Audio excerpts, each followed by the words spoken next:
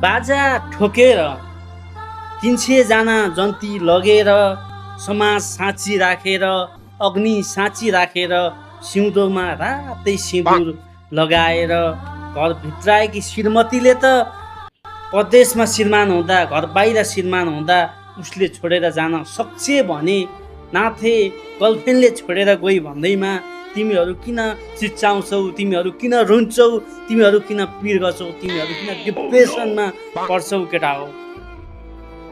एउटा भनाइ नै छ नि, खुट्टा भए जुत्ता कति कति, एउटा गए कति कति आउँछ, टेन्सन लिनु पर्दैन केटा हो। मेरो भनाइ यही हो, राम्रोसँग बुझ्नु। के लाग्छ मिठो कमेन्ट सहित तपाईँहरूले कमेन्ट ट्याक्क एउटा कमेन्ट गरिदिनु होला। यस्तै यस्तै भिडियो, वास्तविक भिडियो कुराहरू हल्का कमेडी व्यङ्ग्यात्मक तरिकाले प्रस्तुत गर्नेछु। धन्यवाद।